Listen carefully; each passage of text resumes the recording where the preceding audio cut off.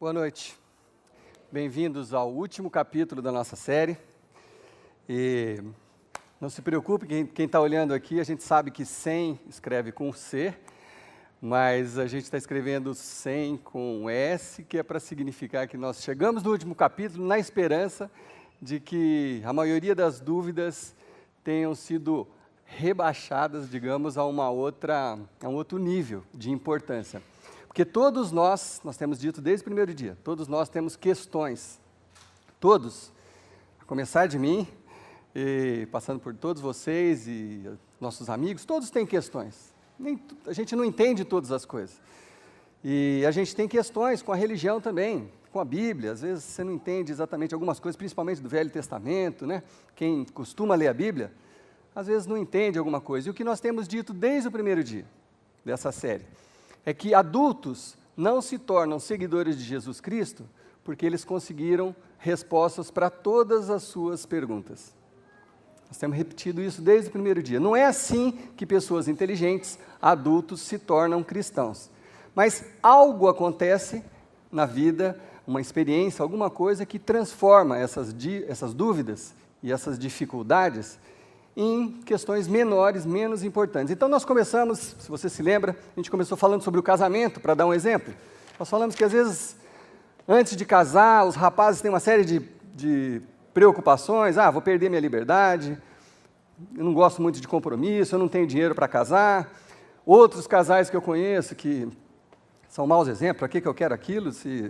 Às vezes na própria casa, às vezes os pais não são bons exemplos de casamento, aí você fala, para que eu vou me casar para acontecer isso comigo? Ou então, sou muito jovem ainda, e se eu conhecer alguém depois que eu ficar noivo, etc, etc. E aí são todas as questões muito importantes. Mas nem sempre você resolve todas elas até se casar, porque às vezes, geralmente o que acontece é que você conhece alguém, você se apaixona por alguém. É aquela garota, é aquele rapaz, é o príncipe. E você se apaixona, e aí as questões, elas continuam, mas elas perdem a importância, elas ficam espremidas, ficam menorzinhas, diante de um amor. É assim que as pessoas acabam se casando. Elas não resolveram todas as questões de dinheiro, compromisso ainda pode ser que seja uma dúvida, perder a liberdade, aí você descobre. Algumas você acaba respondendo, você fala, não, na verdade eu não perdi a liberdade. Eu ganhei liberdade, em alguns sentidos, né? Mas o amor faz com que a pessoa tome uma decisão. É a mesma coisa quando você fala de religião, de seguir a uma crença, de você acreditar em alguma coisa. Todo mundo tem muitas dúvidas. Então, criação versus evolução, sofrimento do mundo, eu olho para o mundo, tanta gente sofrendo, se Deus é amor, por que tem tanta criancinha morrendo de fome? São perguntas naturais, normais, e que, se elas são importantes para você, são importantes para nós também. Nós não estamos aqui para desconsiderar as suas dúvidas. Milagres, será que milagres existem? Outras religiões, minha família é de uma religião, puxa, eu não vou abandonar aquela religião, seria uma traição, etc. Alguns cristãos que eu conheço, se é isso que é ser cristão, aquele cara que trabalha comigo, o cara se diz cristão, mas faz isso, faz aquilo, eu sou melhor que ele, por que eu vou? Né? Então todos têm essas questões, mas alguma coisa acontece com essas pessoas também, que elas acabam tomando uma decisão de seguir a Jesus Cristo. E aí na semana retrasada, nós falamos de uma coisa também bastante interessante, sobre algumas coisas que são inexplicáveis, no entanto, são inegáveis. Coisas que acabam acontecendo com a gente, que às vezes você não consegue explicar. Você fala, mas por que você deu esse passo? Eu vou te falar, sei lá, eu comecei a sentir uma paz diferente, parece que as coisas começam a fazer sentido, mas por mais que você tente, às vezes você não consegue explicar. Mas é inegável que aconteceu alguma coisa na minha vida, como na vida das outras pessoas. Às vezes a experiência é difícil de se explicar, mas é inegável que ela existe, que ela acontece. Tem um monte de coisa que a gente não sabe explicar. Eu não sei explicar, por exemplo, eu trabalho com isso aqui, com o iPad, eu digito as coisas no meu computador, aí tem um negócio que chama iCloud, que eu não sei onde é que fica, nas nuvens, provavelmente, e eu digito uma coisa no meu computador, daqui a pouco as coisas aparecem aqui no meu iPad, eu não entendo direito como que isso acontece, né? Se for descrever para vocês a física da coisa, como que isso capta por um sinal da internet, vai para onde, para não sei o quê, para voltar no outro aparelho que eu tenho. Como que isso acontece? Eu não sei explicar. Então, é inexplicável. No entanto, é inegável. A hora que eu olho, as coisas estão aqui. Então, tem muita coisa na vida da gente que a gente não consegue explicar, mas que são inegáveis. Bom, aí na semana passada, tem gente com frio na barriga até hoje da mensagem da semana passada. Obrigado por todas as pessoas que ligaram e mandaram e-mails e tal. A gente falou de crença, de fé. E nós, na semana passada, nós reduzimos todas as questões para uma questão que, sem sombra de dúvidas, é a mais importante de todas, que é: quem é Jesus? Então, se você perdeu a mensagem da semana passada, ela está no site, está no YouTube, mas nós falamos de outras religiões, falamos uma série de coisas sobre crer, sobre acreditar, sobre fé, e nós focamos nessa pergunta final: quem é esse Jesus? Essa é a pergunta que faz toda a diferença.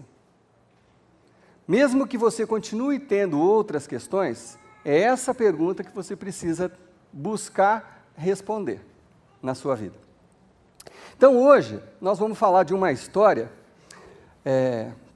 muito interessante, que talvez vocês conheçam uma parte dela, e ela está lá no livro de Atos. Todo mundo aqui sabe que Atos é um dos 3 mosqueteiros, certo? D'Artagnan, que na verdade são 4, né? Eu nunca entendi isso. São 3 mosqueteiros ou são 4? D'Artagnan, Portos, Athos e Aramis, né? Brincadeira, claro que Atos não é. Atos são atitudes dos apóstolos, por isso que esse livro chama Atos. Então esquece a questão dos mosqueteiros. Enfim, nós vamos ler essa história, que ela é praticamente a continuação do que nós falamos na semana passada. Onde nós terminamos a semana passada, nós vamos pegar dali para frente, dessa questão para frente. O que nós dissemos? Que Jesus ressuscitou, e aí só se falava nisso em Jerusalém. Nos dias seguintes que Jesus ressuscitou, os discípulos saíram com toda a coragem, pregando o evangelho nas ruas, e centenas, milhares, literalmente, de pessoas iam se convertendo. Porque 500 pessoas viram Jesus depois de ter sido morto, depois de ir para o túmulo, viram Jesus frente a frente, andando, passeando, falando para um grupo. Então, a Bíblia diz que 500 pessoas viram Jesus. Então, todo mundo um falando para o outro. Era o assunto do momento, era a ressurreição de Jesus em Jerusalém. E aí pessoas se convertendo, como eu disse, numa pregação de Pedro, 3.000 se converteram, na outra 5.000 se converteram. Então, estava um movimento fortíssimo assim na cidade de Jerusalém. Claro que isso começou a incomodar os religiosos, os fariseus, aqueles que mataram Jesus. Porque o plano qual era? O plano é assim: bom, vamos matar o líder e aí o movimento acaba. Tinha funcionado dezenas de vezes, tantos outros líderes surgiram e aí foram abafados e mortos, e aí acabou o movimento. Então eles falaram: bom, a gente mata o cabeça, depois, se for preciso, mata os mais próximos, e acabou. Não existe mais esse movimento. Então começou-se ali em Jerusalém uma campanha para destruir, para acabar com essa história de Jesus ressuscitado. Eles queriam abafar o caso. E eles tinham o poder do exército romano, né, com eles. Então começou esse movimento. E aí eles escolheram um cidadão que era um comunicador muito bom. Um rapaz que dentro das sinagogas, olha que interessante, porque as sinagogas eram o reduto dos judeus, né? Mas dentro das sinagogas ele anunciava Jesus para os judeus, e as pessoas iam se convertendo. E aí como eles queriam acabar com o movimento, eles olharam: poxa, tem esse cara que todo mundo ouve, se converte, vamos acabar com esse aí também. Esse cidadão se chamava Estevão. E aí eles cercaram esse rapaz, pegaram ele, prenderam o Estevão, julgaram do jeito que eles julgaram Jesus também, com testemunhas falsas e etc., e condenaram ele a ser apedrejado, que era a condenação daquele tempo. O que eles faziam? Juntavam um grupo de pessoas da comunidade, levavam a pessoa para fora dos muros e pedra mesmo, até a pessoa desmaiar e morrer e etc. Então esse Estevão se tornou o primeiro mártir desse movimento, depois que foi chamado de cristianismo, que na época ainda não tinha esse nome.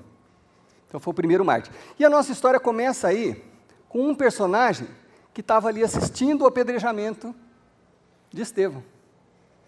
Um rapaz que estava ali assistindo de perto, concordando com o que ele estava fazendo. A nossa história começa com esse rapaz, que se tornou um dos caras mais importantes da história do cristianismo. Então, se você trouxe sua Bíblia, abre lá em Atos, nós vamos pular alguns versículos, tudo, a gente vai começar no capítulo 7. Essa história que eu comecei a contar começa no capítulo 6. Mas nós já estamos no capítulo 7. Bom, nós vamos começar lá no versículo 58, no finalzinho do capítulo 7. Na hora do apedrejamento desse rapaz chamado Estevão. Versículo 58 diz o seguinte: as testemunhas deixaram seus mantos aos pés de um jovem chamado Saulo. Vocês sabiam disso? Ou já tinham prestado atenção nisso? As pessoas que estavam lá jogando pedra, para você ter os braços mais livres, para você poder apedrejar alguém, então os caras tiravam os mantos, tudo, e tinha lá um rapaz segurando todas as capas lá, chamado Saulo. E Saulo, aí no primeiro versículo do capítulo 8, e Saulo estava ali consentindo na morte de Estevão. Naquela ocasião, desencadeou-se uma grande perseguição contra a igreja de Jerusalém. Todos, exceto os apóstolos, foram dispersos pela região da Judeia e de Samaria. Então, o que aconteceu? Mataram Estevão, que era um líder, e aí o povo assustou, falou, bom, mataram Jesus, agora mataram Estevão, vamos começar a matar todo mundo. E o povo foi dispersando, saindo da cidade, aqueles que tinham se convertido passaram a crer em Jesus Cristo, e ficaram ali na cidade praticamente só os seguidores mais próximos de Jesus, o resto sumiu de medo. Tamanho era o terror que o exército romano colocou em cima das pessoas. Por quê? Porque eles queriam liquidar com o movimento, acabar com tudo. Bom, e aí a história segue. No versículo 2 diz o seguinte: Saulo, esse rapazinho, por sua vez, devastava a igreja, indo de casa em casa, arrastava homens e mulheres e os lançava na prisão. Gente boa esse rapaz, mas muito gente boa. Esse era o nosso personagem. Ele não era só contrário ao movimento dos discípulos, que queriam que as pessoas acreditassem em Jesus e seguissem a Jesus. Ele não era só contrário, não é aquela pessoa que, eu sou contra. Não, ele se manifestava, ele ia junto, ele estava ali no apedrejamento, ele ia buscar os caras dentro das casas e tirava para fora, arrastava, torturava. Esse é o nosso figurinha, esse é o nosso personagem. Tamanho o ódio que ele tinha daquilo. E ele era um cara letrado, esse cara era muito inteligente, esse Saulo. Ele era um fariseu, ele era formado nas leis, era um doutor, ele conhecia muito. Mas, como ele não tinha visto, não tinha tido nenhum tipo de experiência, ele falou, isso aqui está errado, vamos acabar com isso, que história é essa? Então, ele era participante do movimento mesmo. Aí vamos dar um salto para o capítulo 9, versículo 1 diz o seguinte: enquanto isso, Saulo respirava ameaças de morte contra os discípulos do Senhor. Então, o que ele fez? Dirigindo-se ao sumo sacerdote, pediu-lhe cartas para as sinagogas de Damasco, de maneira que, caso encontrasse ali homens e mulheres que pertencessem ao caminho, como eu disse, na época não chamava cristãos, eles eram seguidores do caminho, pudesse levá-los presos para Jerusalém.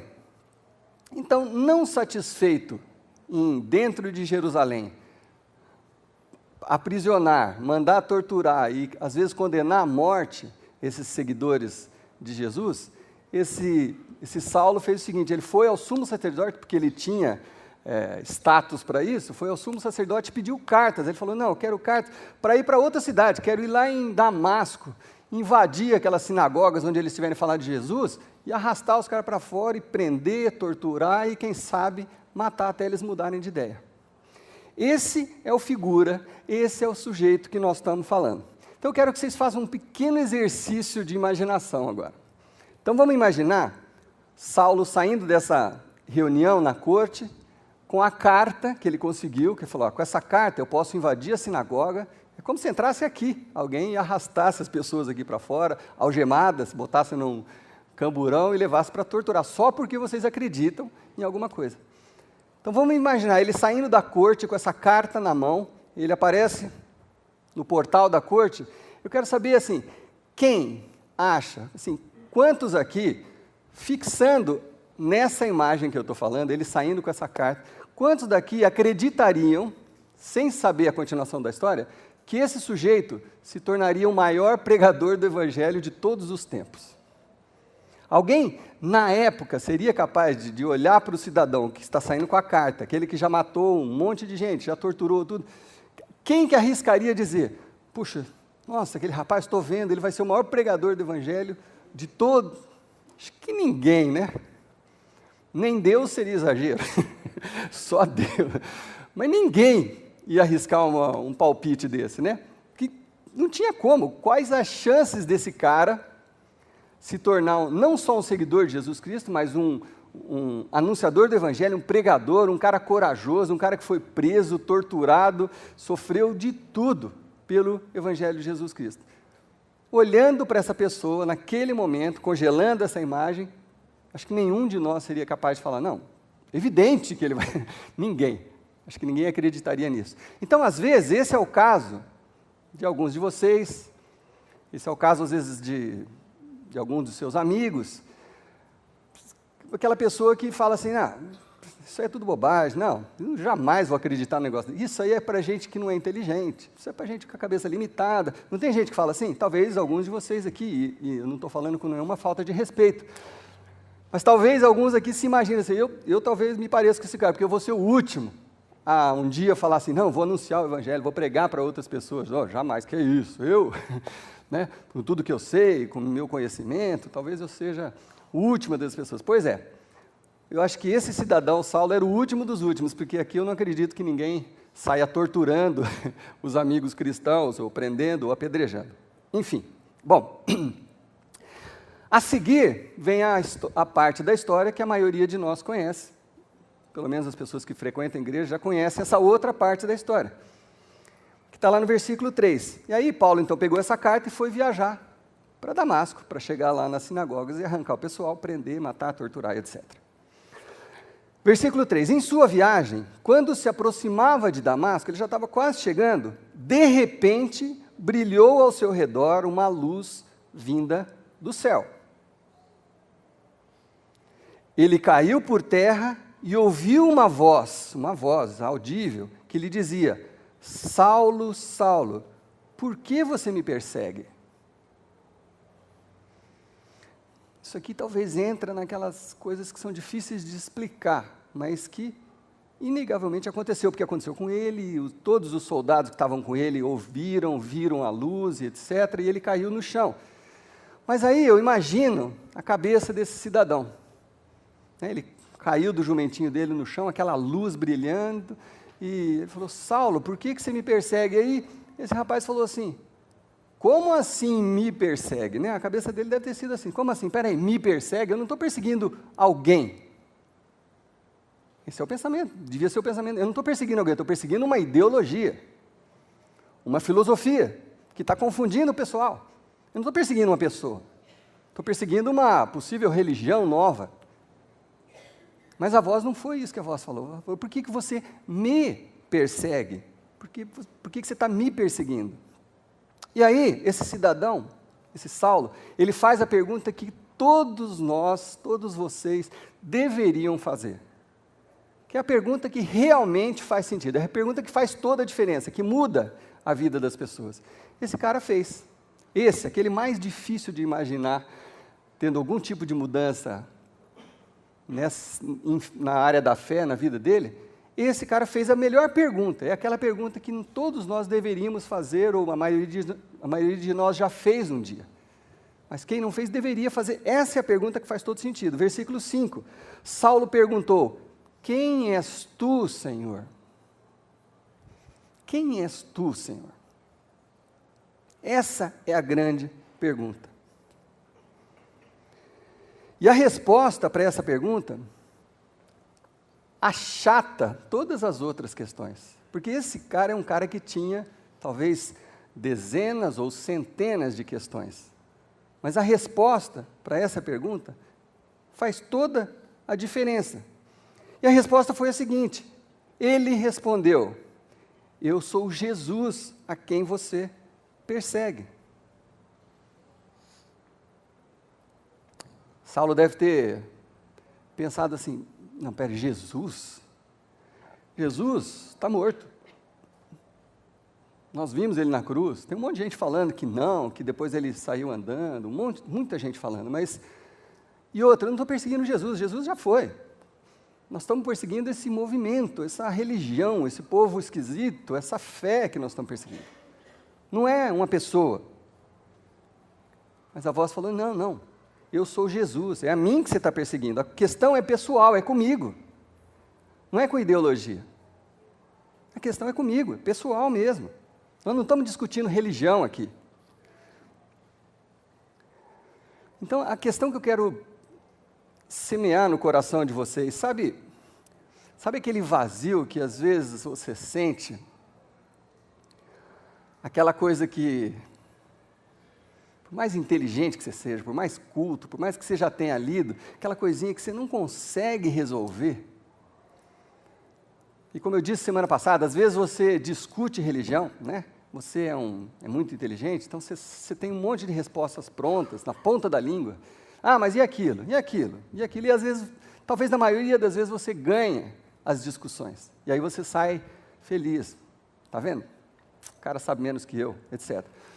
Mas não, estou falando daquela hora que, depois dessa discussão, depois que você ficou sozinho de novo, você tem as suas questões, você tem as suas perguntas. Você sabe que aquilo ali que você está usando são argumentos, são coisas que você leu, coisas que você aprendeu, talvez com a sua inteligência, mas não resolveram o seu problema pessoal. Lá dentro tem um vazio ainda. Você ainda está sofrendo com falta das suas respostas. E você ainda acha que é encontrando intelectualmente as respostas e que você vai tomar uma decisão? E aqui nós estamos vendo que não é assim. Não é assim. A sua guerra interior não é contra uma ideologia. É contra Deus, é contra Jesus. É essa pergunta que você precisa se fazer. Você não está brigando com seu amigo por causa da fé dele, isso aí é muito pequeno, isso é bobagem. Você tem que olhar para dentro de você mesmo.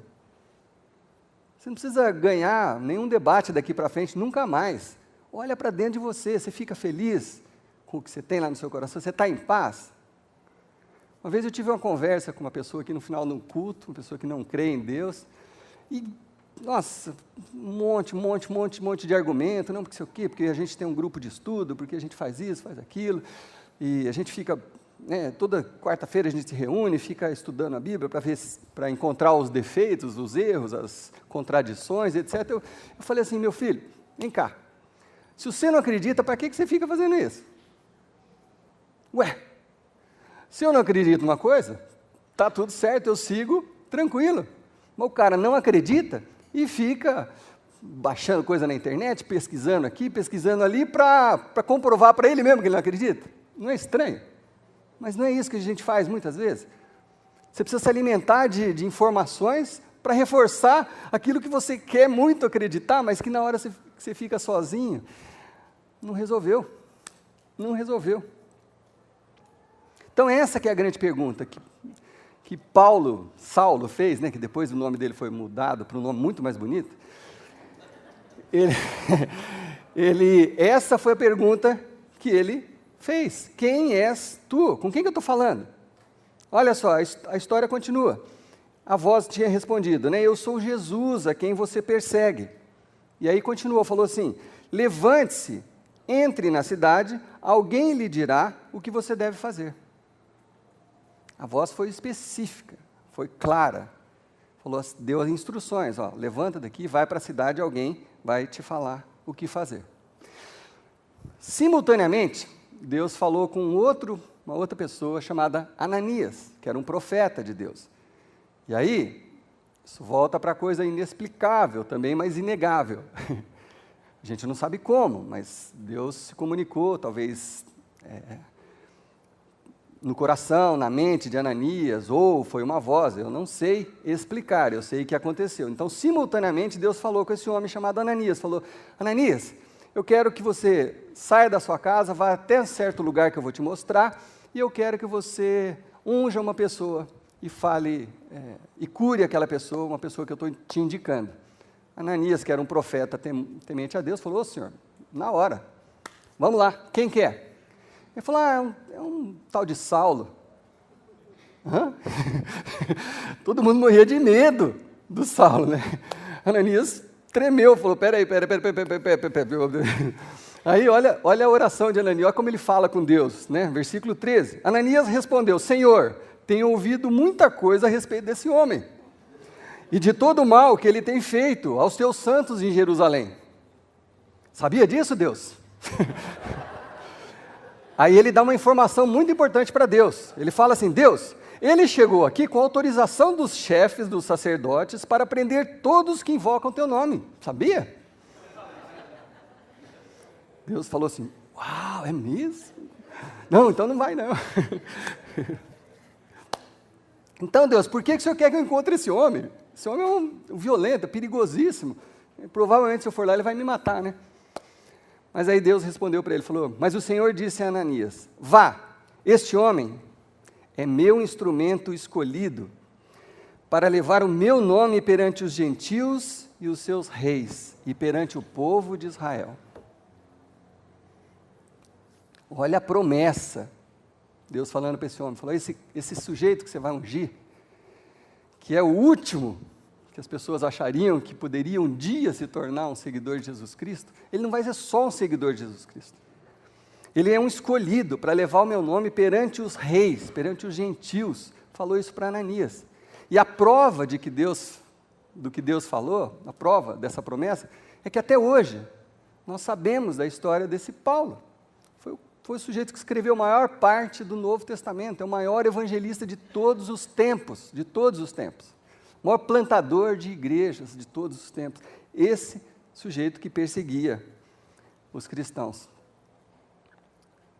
E o Ananias só passou para a história por causa desse momentinho, só porque ele foi lá e obedeceu ao que Deus falou, foi lá ungir Paulo, por causa disso, nós estamos falando de Ananias aqui, senão ele teria passado em branco a história dele. Ele só fez essa coisa, Deus deu uma ordem para ele, ele foi lá e fez.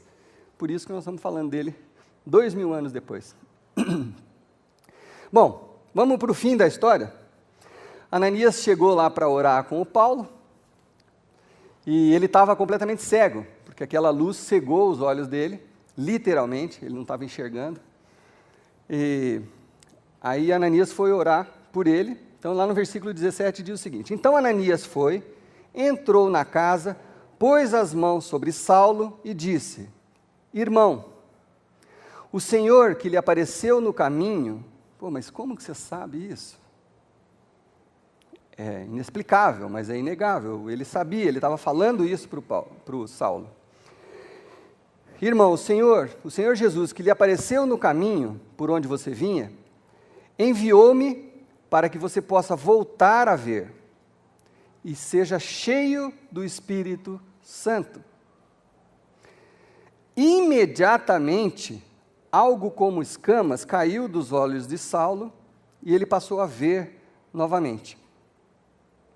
Levantando-se, foi o quê? Batizado. Não, pera aí. Vocês estão indo rápido demais. Não, isso aqui... Não, pera aí, e as questões? Né? E aquele monte de perguntas? Mas eu preciso entender, imagina esse Saulo, ele era um conhecedor de trás para frente as leis, a história, um doutor. Como que de uma hora para outra, todas as questões, porque, mas os cristãos, o que eles estão falando, as coisas que Jesus ensinou, ele deveria ter centenas de dúvidas, centenas. Como assim? Vai se batizar? Depois de uma oração, depois de uma unção, vai se batizar? Mas como? Não dá para entender um tipo de coisa como essa. Isso só aconteceu com ele porque ele se atentou a uma única questão. Ele deixou todas as outras de lado. Espera aí, quem que é esse Jesus: quem és tu, Senhor? Reduzindo todas as questões dele a essa questão, fez com que isso acontecesse com ele. Versículo 20: logo começou a pregar nas sinagogas que Jesus é o Filho de Deus. Vocês imaginem esse sujeito, que todo mundo morria de medo dele, todos os seguidores de Jesus Cristo, entrar numa sinagoga para pregar. Vamos fazer uma viagem no tempo. Nós estamos aqui falando de outra coisa e tal. Entra o maior perseguidor de todos, o cara do BOPE daquela época. Entra aqui para vir aqui na frente. Saía todo mundo correndo. Eu imagino que era assim. Nos primeiros dias, todo mundo morria de medo desse sujeito. Não tinha dado tempo das pessoas assimilarem o que aconteceu, essa transformação. O pessoal tinha medo. Até os discípulos, olha lá, no versículo 21. Todos os que ouviam ficavam perplexos e perguntavam: peraí, não é ele o homem que procurava destruir em Jerusalém aqueles que invocavam este nome? Não é possível. E não veio para cá justamente para levá-los presos aos chefes dos sacerdotes? Porque é isso que todo mundo sabia, a notícia tinha corrido. Todavia, Saulo se fortalecia cada vez mais e confundia os judeus que viviam em Damasco, demonstrando que Jesus é o Cristo. Aí vamos saltar lá para o versículo 26, porque depois disso Saulo voltou para Jerusalém. Ele queria muito encontrar os discípulos, ele queria muito estar perto daqueles que conviveram com Jesus, que viram os milagres com os olhos. Paulo queria estar perto dessas pessoas. Então ele foi para Jerusalém encontrar com os discípulos. Mas eu acredito que os discípulos também não estavam lá muito animados para encontrar ele. Quando chegou a Jerusalém, tentou se reunir-se aos discípulos, mas todos estavam com medo dele, não acreditando que fosse realmente um discípulo. Sabe por quê? Que ninguém acreditava que era possível. Mas como que é possível? Uma pessoa daquela, com todas aquelas questões, com todo aquele rancor, com toda aquela raiva, com toda aquela revolta, pronto para matar, não é possível, não tem explicação. Como que pode essa pessoa estar querendo encontrar, querendo saber de Jesus, com essa sede toda? Não é possível, eles não achavam que era possível. Versículo 28, assim, Saulo ficou com eles e andava com liberdade em Jerusalém, pregando corajosamente em nome do Senhor Jesus. Esse é o fim da nossa história interessante. E como que isso se aplica na nossa vida? Como que isso se aplica na sua vida? Talvez você seja um desses que tenha dezenas de questões. Talvez você seja um desses que tenha muita dificuldade. Talvez você tenha dificuldade com coisas que você não entende, com coisas que são inexplicáveis. E se a sua batalha também não for ideológica, não for contra uma religião? Nós sabemos que pessoas têm resistências com outras pessoas. Talvez nós tenhamos aqui entre nós pessoas que foram magoadas por uma outra religião, ou por um pastor, ou por um outro membro de igreja. Talvez tem pessoas que alimentam isso, ou por um cristão que trabalhava junto, que traiu, ou às vezes dentro de casa. Tudo certo, tudo certo. Essas questões são importantes para você, são importantes para nós também, porque elas são importantes para você. Talvez você tenha lá suas dúvidas, né? Será que Deus pode fazer alguma coisa mesmo na minha vida? Será que Ele pode me abençoar? Será que Ele pode me ajudar a prosperar? Será que é tudo conversa? Que parte é verdade, que parte não é? Tá certo, são questões importantes. Mas a grande questão que pode estar travando você de dar um passo é essa: quem é Jesus? É essa questão que você precisa responder, porque diante dessa questão, se você responder isso, e se você chegar à conclusão que Jesus é o Filho de Deus, concorda que muda tudo? Concorda que muda tudo? Se você começar a acreditar que esse Jesus, que morreu, que ressuscitou, é o Filho de Deus, então assim, é melhor dar importância porque ele falou. É melhor prestar atenção no que ele falou. Percebe que essa questão é a que faz diferença na nossa vida, no nosso comportamento, no nosso coração. É isso que a gente... Porque a pergunta é, e se Deus não planejou que a coisa fosse assim, para eu te alcançar, eu vou mandar uma lista de respostas às suas perguntas. Né? Porque é isso que talvez você gostaria. Você fala assim, Deus, então me responde a minha lista aqui, aí eu vou considerar a possibilidade. E se Deus tem um outro plano? Se em vez de Ele te mandar uma lista, Ele mandou o Filho dEle para morrer por você e pelos seus pecados. E se isso for verdade? E se Deus te amou tanto, tanto, ao ponto de entregar o seu Filho para morrer pelos erros que eu e você cometemos? E se isso for verdade? E se esse Deus quer se relacionar com você? E não só como um Deus que faz isso, não faz aquilo, não. Aliás, nós vimos aqui no 2º capítulo, o contato de Deus com a humanidade não passou por isso. Deus não chegou com um monte de regras para Abraão. Não. Deus falou, vem, faz, dá o passo, creia. Creia. E se Deus quer isso de você? Que simplesmente você creia que Jesus é o Filho de Deus e creia nesse amor de Deus por mim e por você, ao ponto de dar o seu Filho. E se esse Deus quer que você chame Ele de Pai? Não é de juiz, julgador, é Pai. E se isso for verdade, isso não vai fazer toda a diferença na sua vida? Não vai fazer toda a diferença? Mas aí você pode estar pensando assim, bom, se um dia eu estiver indo para o shopping e uma luz vier em cima do meu carro, me jogar para fora do carro e falar comigo, Roberto, aí eu vou crer. Bom, então há uma chance, certo? Certo? Teve essa forma que Deus usou com Saulo. Então você está falando, se isso acontecer com você, existe uma chance. Tá bom, quem sabe Deus tenha um fator para você, para que você dê esse passo. Mas por que esperar? Assim, o fator na minha vida foi uma depressão muito profunda, foi com muito sofrimento que eu tive esse encontro.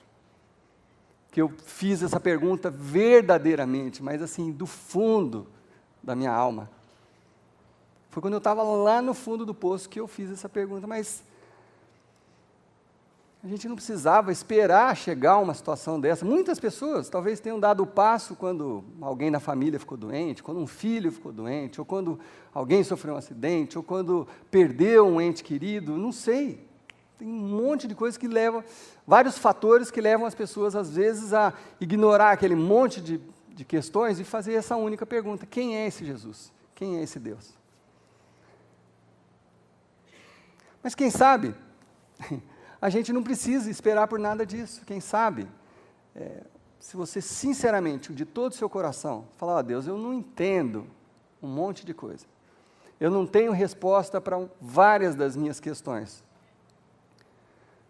Mas as minhas questões são menos importantes do que o que eu estou precisando, que é um relacionamento, saber se existe mesmo esse Deus, se Ele vai se relacionar comigo ou não. Essa é real e importante pergunta. Então, Deus, eu quero te conhecer. Quem és tu, Senhor? Porque se o Senhor existir, se o Senhor estiver me ouvindo, eu quero te conhecer. Eu garanto para você, o dia que você fizer essa oração de todo o seu coração, você vai obter uma resposta. Eu garanto para você, de coração. A gente sabe, não pode falar as coisas da boca para fora, mas o dia que você fizer com toda a sua alma essa oração, você vai encontrar uma resposta. Deus vai se manifestar na sua vida, ao redor de você, de alguma forma que você vai reconhecer. E para cada um é diferente. Por isso que a questão é pessoal, não é no atacado. Talvez para você vai ser inexplicável também, você não vai conseguir explicar. Eu não consigo explicar. Como que um dia eu estou lá no fundo do poço, numa agonia, parece que alguém apertando a minha garganta, e no outro dia eu não estou sarado, mas parece que aquela mão saiu da minha garganta. Como que eu vou explicar isso? Ninguém, talvez poucas pessoas vão acreditar, a não ser que tenham passado pela mesma experiência. Então, meu desafio para você hoje é não espere. O que você vai perder com isso? Faz esse teste de todo o coração. Não fique esperando, porque um dia, o próprio Paulo falou assim, que um dia todo joelho vai se dobrar. Toda língua vai confessar que Cristo é o Senhor. Um dia todos. Mas por quê? Por que a gente precisa esperar acontecer alguma coisa drástica ou sobrenatural? Por que a gente não faz essa oração? Então, eu quero convidar vocês, nesse momento, principalmente aqueles que estão acompanhando essa série por causa das suas dúvidas, eu quero convidar vocês a fazer uma oração junto comigo.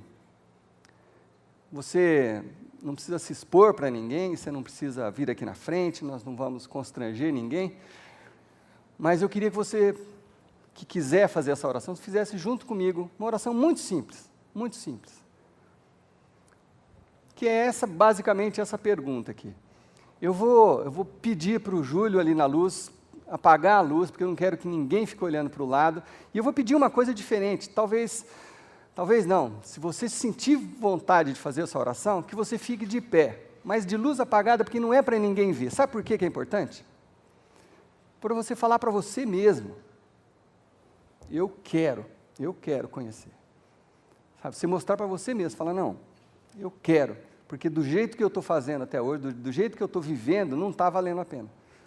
Então eu quero experimentar, ver se vai acontecer alguma coisa, se esse Deus existe, se Ele está preocupado comigo, se Ele vai me dar algum sinal dentro de mim ou fora de mim, que eu possa reconhecer esse Deus. Então eu vou te convidar, sem nenhum constrangimento, Júlio, por favor, diminui a luz ao ponto que ninguém se veja, e se você quiser fazer essa oração comigo, se coloque de pé.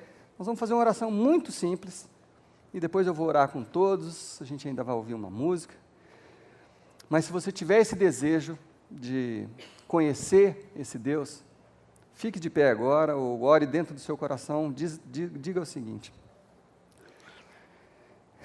Pai Celeste, se for possível te conhecer, eu quero te conhecer.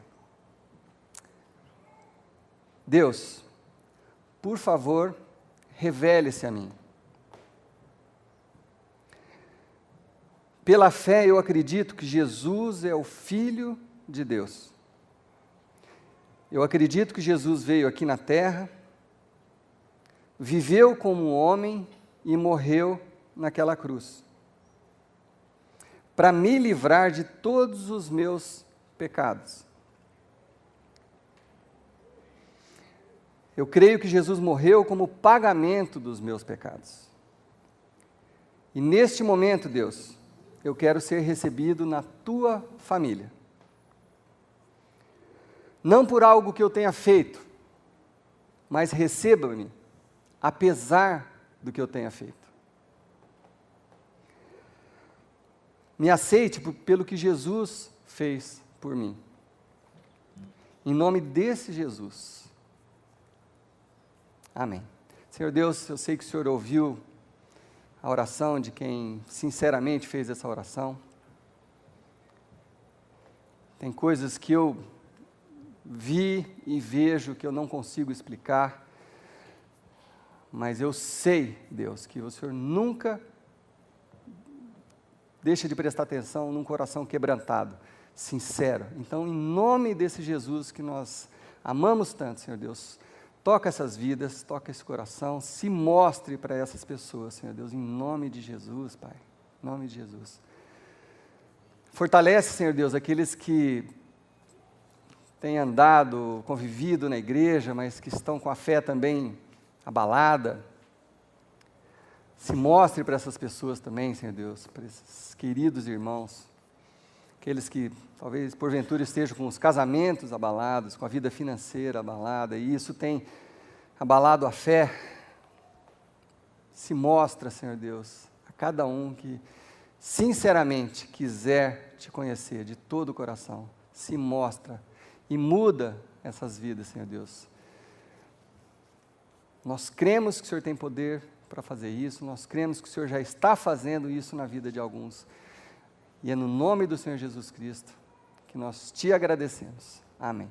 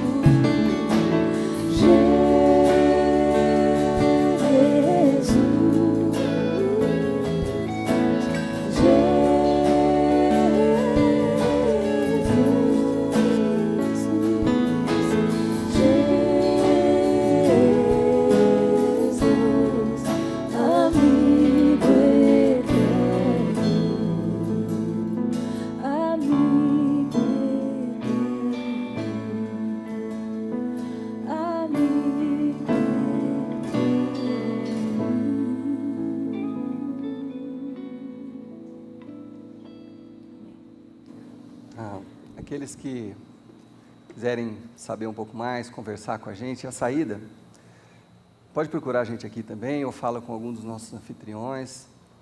A gente quer ser útil para vocês, é que a gente quer ajudar nessa caminhada. Então, contem com a gente para tudo isso.